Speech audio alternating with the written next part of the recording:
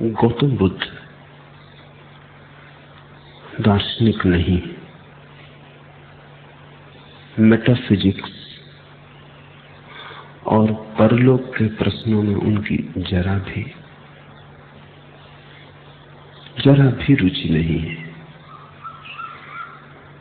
उनकी रुचि है मनुष्य के मनोविज्ञान में,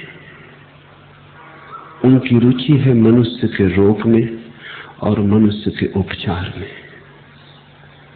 बुद्ध ने जगत को एक उपचार का शास्त्र दिया है, तो मनुष्य जाति के पहले मनोवैज्ञानिक है। इसलिए बुद्ध को समझने में ध्यान रखना, सिद्धांत या सिद्धांतों के आसपास तर्कों का जाल उन्होंने जरा भी खड़ा नहीं किया है। उन्हें कुछ सिद्ध नहीं करना है, न तो परमात्मा को सिद्ध करना है न परलोक को सिद्ध करना है। उन्हें तो आविष्कृत करना है, निदान करना है। मनुष्य का रोग कहाँ है, मनुष्य का रोग क्या है, मनुष्य दुखी क्यों है, यही बुद्ध का मौलिक प्रश्न है। परमात्मा है या नहीं, संसार किसने बनाया नहीं बनाया, आत्मा मरने के बाद बचती है या नहीं, निर्गुण है परमात्मा या सगुण। इस तरह की बातों को उन्होंने व्यर्थ कहा है और इस तरह की बातों को उन्होंने आदमी की चालाकी कहा है।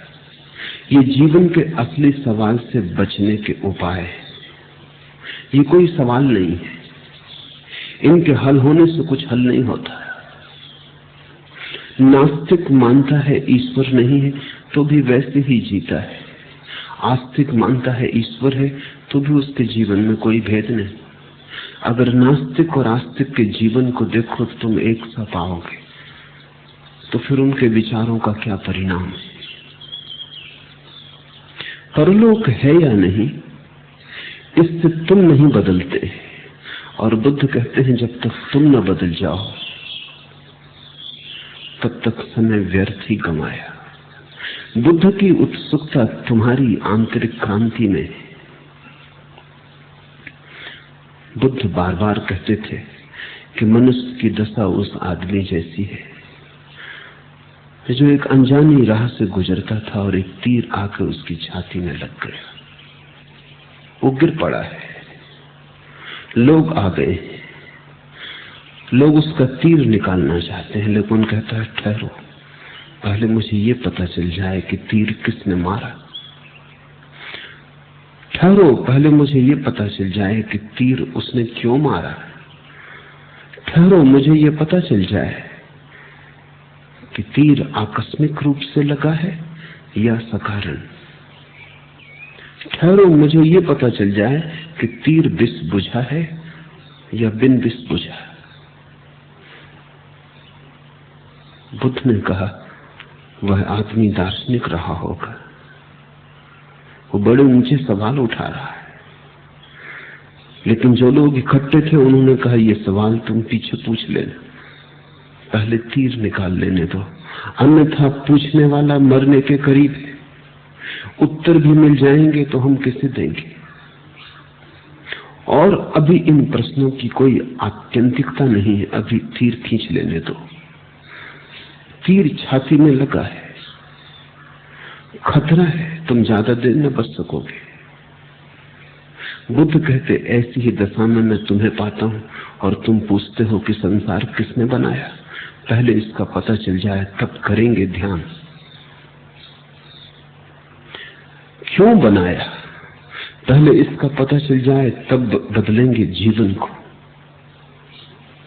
क्या कारण है परमात्मा का संसार बनाने में, क्यों ये लीला उसने रची। जब तक इसका पता न चल जाए तब तक हम मंदिर में प्रवेश न करेंगे। बुद्ध कहते हैं जीवन का तीर छाती में चुभा है, पल पल मर रहे हो, किसी भी क्षण डूब जाओगे। ये उत्तर, ये प्रश्न सब व्यर्थ है। अभी तो एक ही बात पूछो कि कैसे ये तीर निकला है। इसलिए बुद्ध की बातें शायद उतनी गहरी न मालूम पड़े जितनी कपिल और कणाद की, कांट और हिगल की, प्लेटो और अरस्तु की, लेकिन ज्यादा यथार्थ है, ज्यादा वास्तविक है।